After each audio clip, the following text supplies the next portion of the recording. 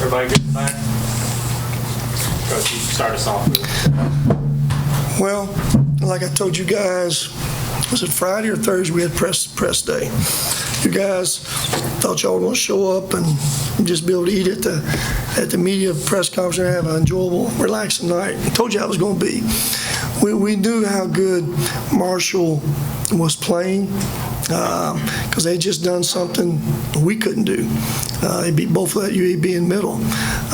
They came in here with a lot of confidence, and plus they came in here, kind of got a little chip. What happened last time at third place? That's probably the first time something like that's happened a long time up there, isn't it? And you didn't like that, and you remember that too. Everybody showed up a little bit of edge about them. So we knew they were going to get their best shot. And we did. They played exceptionally well, made shots, made plays. You know, our guys, I thought there was some flow of that game right before half, and we're up 9. I thought we let it get away from us right there. Had the ball up 9, and we turned it over, fouled at 2 free throws, and hit a shot to cut it back to 4. It was a momentum thing going in that locker room. They came out the second half, and Burke was on fire. I don't know how many he made. I think by that second time out, that 12-minute mark, I think he had 26 or something like that. I think he had 12 at halftime. But one thing we were continuing to do, I thought we got stagnated doing it, was just trying to pound that ball inside. We had them in foul trouble. They wasn't wanting to guard us. They wasn't wanting to foul us. And we kept pounding it inside over and over and over. And you look at the stat, you know, we found a way to win tonight without our leading scorer having his best offensive night. Didn't mean he didn't play good, but Justin didn't have his best offensive night. But when the game was on the line, that last 4 or 5 minutes, it became winning time. Our guys found a way. We found a way to get stops. We found a way to make some offensive play. I thought the 2 plays Monte made in transition were huge. And Tavion hit a 3, was big. That putback was big. That little jumper was big. And again, came back this other end. I know Marshall will look at it. There was two offensive fouls in a row on them. The game didn't have a lot of flow to it because of all the fouls. When you look at the fouls, 40, how many? 45 fouls called tonight. I thought in the second half, I thought Darius stepped up, made some plays for us. Made some shots, made some plays to the rim. And the last 12 minutes of that game, I thought he tightened up on Burke. And was kind of a difference in the game too. So, you know, it's just one of those games, you got to find a way to gut it out, you know. And you look at the stats, you wouldn't think this.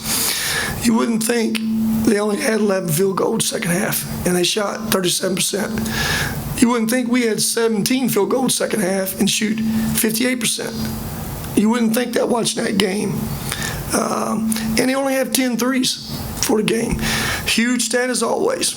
Make more free throws than opponent shoots. We have 20. I think they attempted how many? 14. Huge stat. Yes, sir, Mike.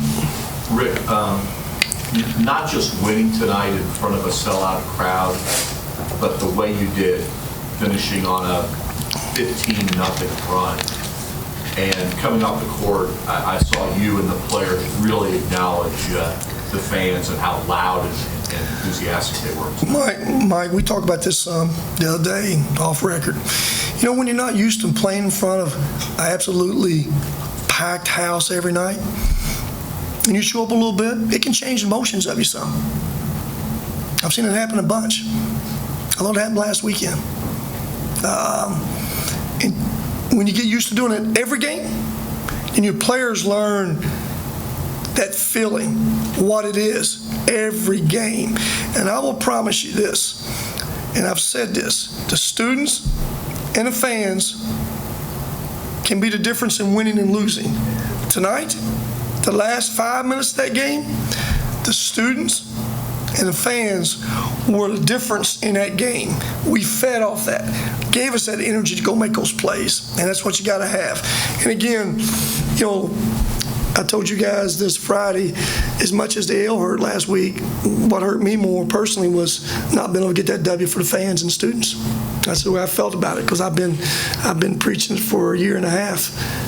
Show up and not be a ticket. Well, they did it, and we didn't get that W. And that's why it's even more important for us to get this one. Everyone came back again. And just keep coming back. There's going to be more W's. There's going to be L's for sure. And again, we can't do it without you. For us to be our best, we need that arena packed every night. And I would think everybody that comes, isn't it much more enjoyable for you all to have an atmosphere out there? Or is it harder on y'all getting concession stands?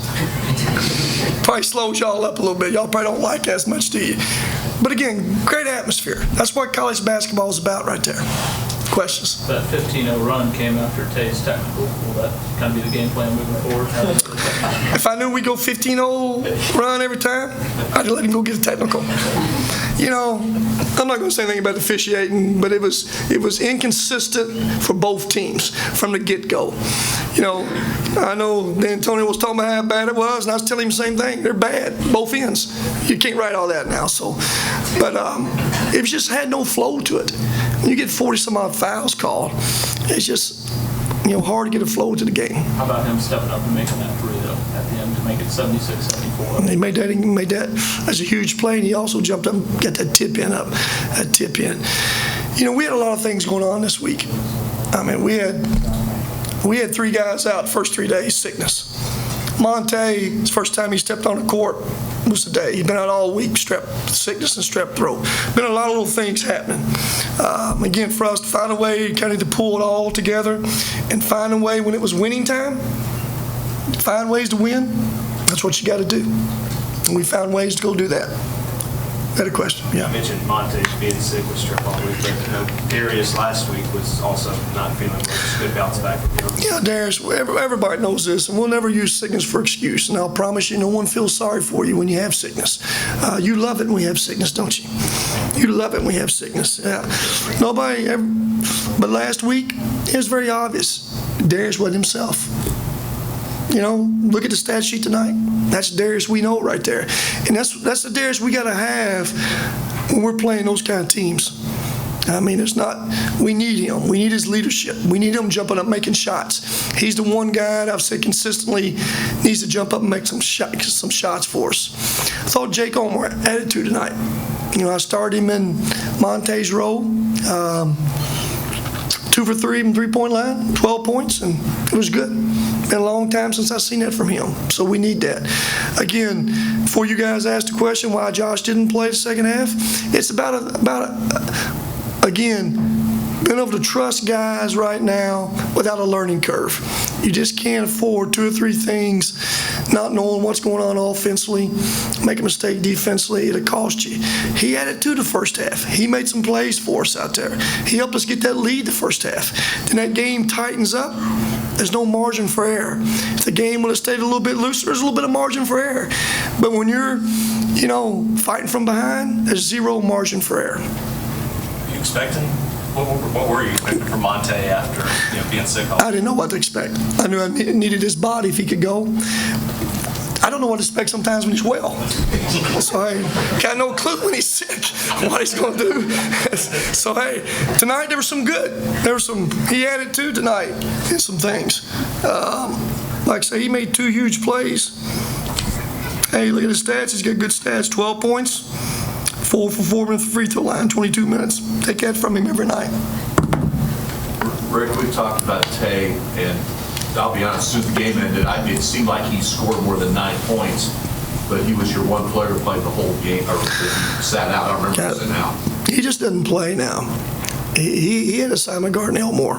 Now, how would you like to chase him around for 40 minutes? No thanks. That's not easy. I mean, it's just not easy. And bouncing off of 2 or 3 screens every time. Our big guys forget to talk, and he's get where they're coming from. And Elmore's as good as there is getting into the lane and prod that thing, faking those handbacks and just prodding it.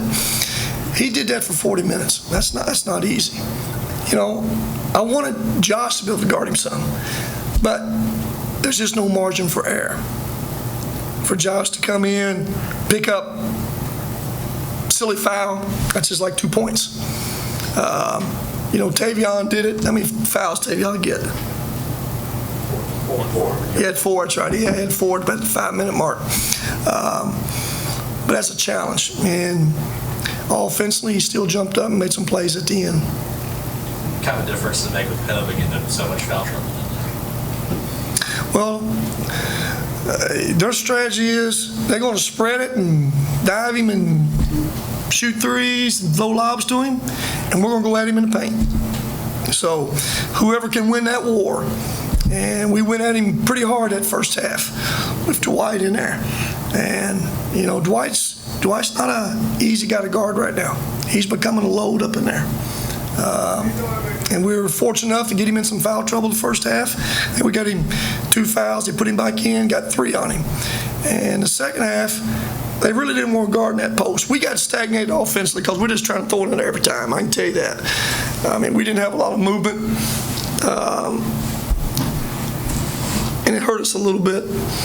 But we just got to the point we're going to make them guard us. And they had some bad people in there guarding us. When I say bad, even the big guy went out of the game. They brought those freshmen in. George in. Then they had Watkins at the 4. They're going to have a hard time guarding us in there. But at the other end, they got the advantage. We have a hard time guarding him. You know, Watkins at the 4. He's a mismatch. You know, he spreads you out. You got to guard him because he can shoot the 3 and opens up those other guys to be able to penetrate. You know, you want to play some zone so you ain't got to worry about those mismatches. But, hey, I mean, you're talking about rolling dice, playing zone against Sam. It's just rolling dice. How big was it to have Dwight shoot 8 of 10 from the free throw? Well, you know this, Dwight's a good free throw shooter. And what's good about it, when you got a big guy you can go through in that block, and he's a good free throw shooter, you don't mind going to him. You want to go to him. And if that guy can't shoot free throws, or you're a little bit hesitant throwing that thing in there, you got to worry about that hack a shack sometimes. But with him, he's a good free throw shooter, really good free throw shooter. Give a status on Tyler. You know, Tyler, guys, academically, got to get some things right, and he's going to sit out this semester. So, good kid, he'll be around. He may still sit on the bench, but he's got to get some academics straightened out. And you're aware of everything. You wasn't dressed tonight, huh? You saw that, huh? Saw that 100%. That's why you're good. What else? Give me another question. Give me a question right here. You asked me one up at Marshall last time. Give me a question. I didn't. All right, you get one question. You don't know only one sitting here of green. You get one question. That's okay. Go on, you go ahead. Give me one. I'm actually going to get the audio back to that. Sure? I got one for you. How about that? Go ahead. To start out with 7-1 in conference play, y'all play Marshall twice, Middle at UAB, ODU.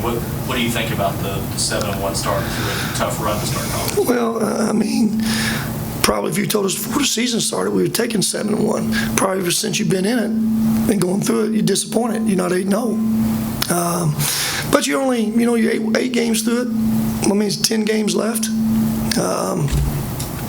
And I've been saying this for a long time. But time, it comes for us to go to UTEP. They would have that program straightened out. I know that coach, he's a good coach. They got those players back. They got the Weems kid back. Those freshmen are playing well. Thomas is playing well. They got Omega, that really good guard. They go to UAB now Thursday night. I don't know if you guys watched the game. Led them for most of the first half. Only got beat 7 at UAB. So there's no easy games. It's going to be home or away. We got UTEP Thursday, then we go to San Antonio. Both challenges. But to answer your question, we have played a really challenging schedule. Looking at it that way, who we've played. The upper part of those teams, we've had them all and had a couple of them on the road. So, again, there's 10 games left. Take them one at a time. But we like where we're at 7-1 right now, yes. Anything else? Got it? All right, thank you. All right, guys.